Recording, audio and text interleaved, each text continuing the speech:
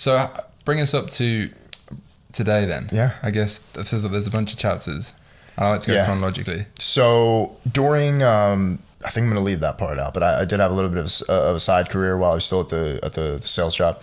I was still hustling, and I kind of quit the fitness business. I went into something else, turned over a lot of money, and then I realized I was like, you know what, I want to own 100% of the thing that I'm doing. And I knew that I was competent at sales. I knew that I was good. And I knew that if I put in the same level of effort to building my own shit that I am at my job, I knew that I could build something. And I had the idea, I think in October 2020, but I was already doing like some other things and I was kind of caught up. But I had the idea and I was like, okay, well, I know how to do e-commerce. I know how to do email marketing. I know how this stuff works. If I can sell this service and figure out how to do it after I can sell the customer and figure out how to do it. And if I can deliver results, I'll offer 100% money back guarantee refund for anybody that I work with. And I'll be like, okay, well, so I started out in email, and I had like a little bit of an agency, and I got a client here, a client there. And like, it wasn't anything like crazy. I wasn't going full time with it because I was working a full-time job and I was doing the other thing on the side. And I was like, okay, well, I know that this is possible. And so I moved out to California last year in February and March with my best friend who's a music producer. Shouts out to Jack. Love you, brother. And I moved out there and I kind of built the infrastructure for everything. I learned how to do like marketing, and I learned, I watched pretty much how everyone was moving on Twitter. And this is when I really started to dive deep into Twitter and how Twitter worked and how social media worked and how to cultivate attention, how to use different words and structure different ideas in a certain way to get attention. And I knew that it could have been a possibility. And I taught myself so much stuff just locked in this apartment for 40 something days, 50 days. Moved back to Philly for 2 months, absolutely crushed it. I had a month, I think I made 32 grand across the sales job and some crypto trading and stock trading. And I saw this video from a guy named Christian LeBlanc who has a travel channel. Yeah, I know. And it was like, and the video was about, he said, if it was my last day on earth, this would be my message. And he's talking about how during this entire time, like he was like working this accounting job and he was depressed and he didn't like it. And I was so over what I was doing, man. Like I was so over it and I didn't like it anymore. I didn't feel fulfilled because when you're dead broke and you start making money, you start to feel fulfilled by the money. But at a certain point, the money doesn't fulfill you anymore. It doesn't hit the same as it used to. Yeah. So. Fuck, that's very topical. Seriously. And it doesn't hit the same that it used to. So I'm like, fuck, like, all right, like, and I had money and I had saved up because my living expenses were so low and I was making a lot of money. I remember hearing Christian LeBlanc in this video talking about I had $2,000 saved up and I booked my ticket to Thailand. I booked my ticket to Thailand and I lived and I built my business on $2,000. And I checked the accounts. And I'm like, bro, this guy moved to Thailand on $2,000. I'm like, yo, I got 120 in here and I'm feeling like I'm fucking broke.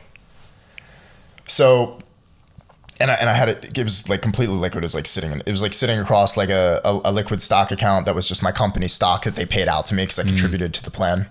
And then it was like, it was just a ton of cash, just literally sitting in my checking account. And I'm like, yo, like I'm not happy.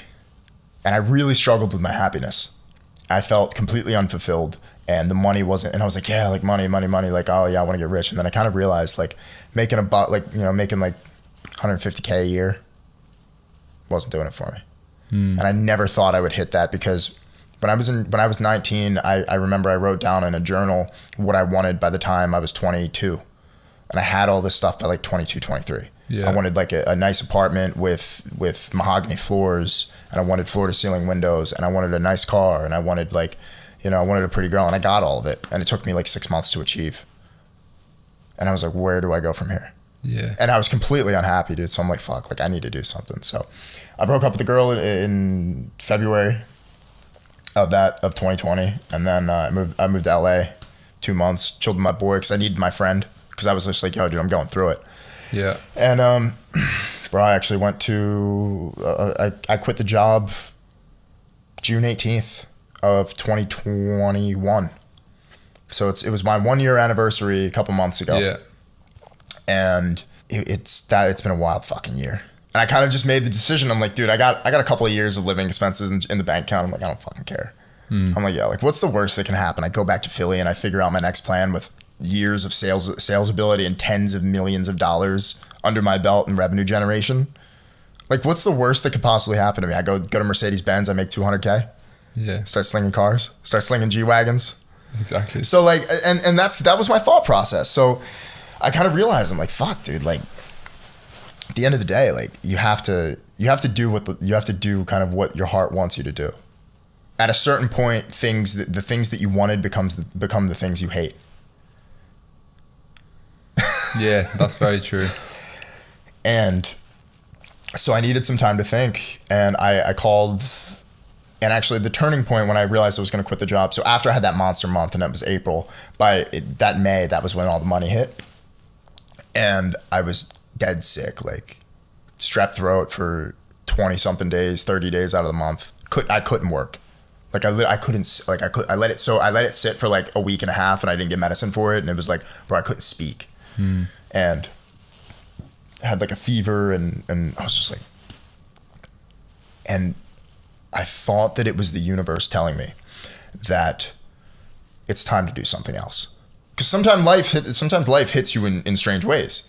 It'll tell you, this is not the right thing for you. You're not doing the right thing, or it's time to make a change. Yeah. And I'm like, well, my entire livelihood relies on my ability to speak and my ability to talk to people. And and the world, the universe, whatever powers that may be, have taken that away from me. Maybe it's time to do something different.